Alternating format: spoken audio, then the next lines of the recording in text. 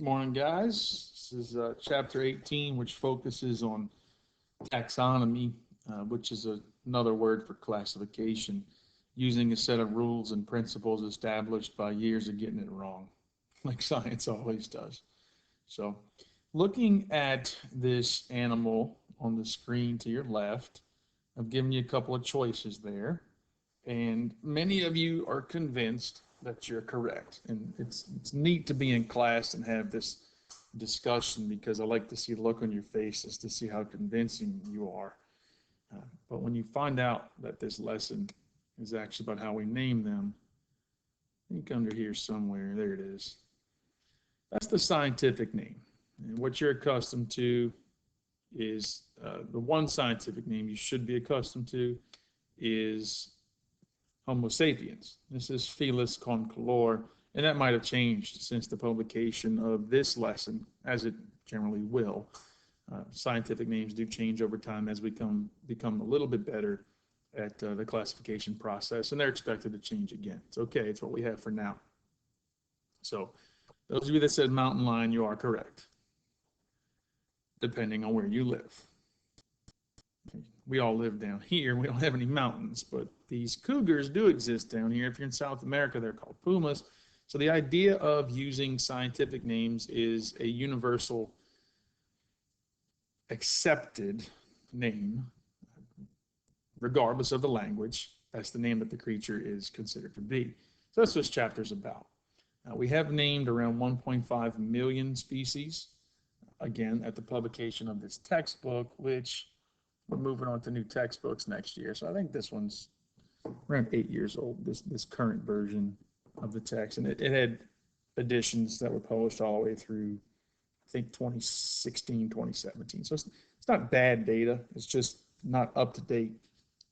So we also like to say that there's 2 to 100 million. That number is ridiculous. The 100 represents the idea that we don't know anything about what's out there or the options of what's out there. So the 2 is in line with kind of an idea that we know that there's plenty of species out there, but there's the depths of the ocean, and that's a problem. And there's also locations on the planet where we generally don't go. There could be a species living there. So based upon the way that we name species today, we anticipate that these 2 numbers, though widely varied, could both have some accuracy. Very vague, isn't it? All right. Classification. We logically sort here. So imagine, like, at this point, I usually have you guys pull out your pencil cases, if you still have those, and you sort the objects in there. You have to start at a certain level. So in your pencil case, the majority of what you're using is going to have a writing theme, but you have markers, pens, pencils, and then further classified by whether they're mechanical pens or pencils, or if they have a cap on them, or if it's just a standard number 2 yellow lead pencil. But you also have things in there remove writing, like erasers. You might have tape, you might have scissors, and they all are related because they in general belong in the pencil case, but they're also unrelated based upon their function. That's what animals are. If you look at all animals, the theme that they have is sort of the idea that they move. In most cases, animals move, but there's those that have bones and those that don't. So an animal versus a plant is an easily distinguished phenotypical trend. It's easy to look at a plant and say, okay, well, that's not an animal. It's easy to look at an animal and say that's not a plant. But in many cases, it's difficult to tell between a mushroom and a plant, which systematists over time had problems with that. And we're going to discuss that today. So going back to the pencil case, you would have varying groups that are more closely related, and then there would be those that are offshoots that are far less related in terms of the task. So taxonomy, by definition, is a discipline of assigning a universally accepted name. Universal means across all biology. So when you hear bird, the reason that you think of wings or feathers is because all birds have wings and feathers. That's a trait to them, all right?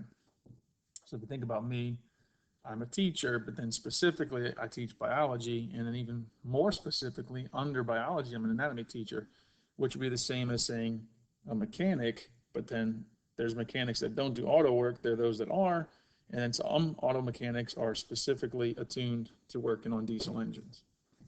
Right?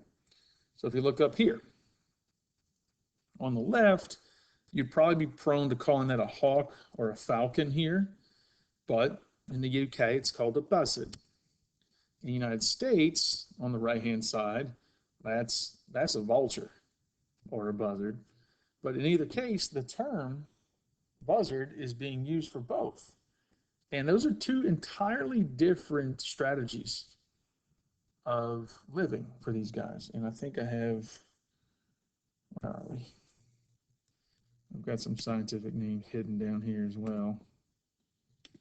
There's one, buteo, and then Cathartes aura. So these are the scientific names for these fellas, okay? They're unrelated. They're in two different continents.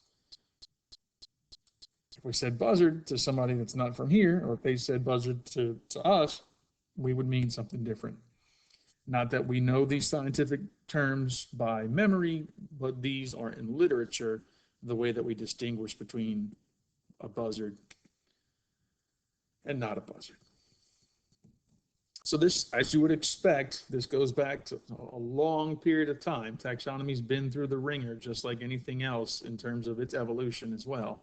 So, I mean, the obvious way that we originally would classify is based upon physical characteristics, and that makes sense. But then if you think of something like a dolphin and a shark, they're going to be more closely related, even though one's a cartilaginous fish and one's a bony mammal. Okay, so you understand that that's not going to work.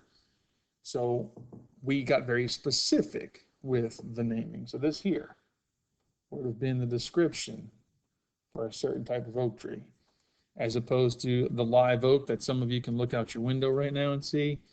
That is Quercus virginiana. All oak species that we have here are referred to as the genus Quercus. So there's like 6 or 7 genera that can occur in Louisiana that are genus Quercus. Whereas the cypress tree that some of you can see out your window is Taxodium. They are not related at that level or the level above that, which is family. I'm going to get to that in the next slide. So we use this binomial nomenclature. That's two name, two for bi, name, nom. Your Latin should have told you that. Nomial and then nomenclature. So a two-name naming system, using two names to distinguish between individuals. There's a set of rules that go with this. In scientific literature, it's supposed to be italicized, and we're supposed to put a capital over the first letter in the genus name. So you might see it also written as H and in lowercase sapiens. And of course, this would be in italics, which I'm not going to be capable of right now. Carolus Linnaeus, this guy over here, he was responsible for this system. And he was a Swede. We're back in Europe. You know, all these discoveries occurred in Europe. Studied plants, and the date was the 1730s. So we can give him credit for this system. And that's his name, that's his claim to fame. These are the levels in order from most general or more inclusive. By the time we get down to species, there's only one individual species on the planet that's capable of breeding with each other. There could be multiple genera of this one species, or there could just be one genus depending on how diverse the group is. What's not present here, and you do need to remember this, is domain. And when we look further into this over the next couple of slides, we're going to see that domain, there's only 3 of those. Okay, and then there's 6 kingdoms, and each of those kingdoms has several phyla, classes, orders, families, and genus and species. Right? So by the time we get down to the genus level, that taxon, there's that term taxon, is a group of really closely related species. So for us, you know that we're Homo sapiens, but some of you know from your history class this year, Homo erectus. So just by saying Homo makes us very, very closely related. We could not have necessarily bred together. That's uncertain. The breeding portion of it is more complex than that, whether or not the offspring are viable themselves or if they can reproduce again. But in general, the presumption is that when we use the term genus to describe a species, they are related, but the two different species are incapable of reproduction. So then the term species brings us to something that's far more, again, here's the term, specific, right? So a grizzly bear is genus Ursus, so is a polar bear, but the giant panda is not the same genus. So these two are going to be more closely related than either of them is related to this. And we can see that here. And this has a nice little practice for you. If you reset the slide, you can come back to it. So kingdom, what's next? If you remember, we had phylum, class Mammalia, order, family, genus, and species. And then we have to discuss precisely why we lose each of these organisms that occur on this line as we move on down, okay? So kingdom and Mammalia, they're all on the same line because they're all animals. Why do we lose the starfish at phylum Chordata? What do y'all think there? There's something that all of these have in common, these chordates, that the starfish does not. And chordate means, in general, 96% of the time that the creature has a backbone. Okay? Now, we lose the snake, and like I said, starfish don't have backbones or bones at all. So the snake we lose here because it's not a mammal. We lose the squirrel at order Carnivora because it's not a carnivore. We lose the fox at Ursidae because it's not a bear. We lose the panda bear at genus Ursus because it's not a true bear. And then there's a difference in breeding between the grizzly bear, I'm sorry, that's a black bear, and the grizzly bear. All right. And then we could use the polar bear here as another example, and we'd lose them too. All right.